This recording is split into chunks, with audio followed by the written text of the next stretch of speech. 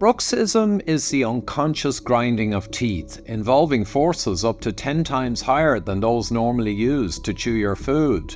It can occur in the waking hours, where you might have a chance of controlling it, if you are aware of it, but it also occurs in our sleep, and it's proven to be nearly impossible to reduce this manifestation of the problem.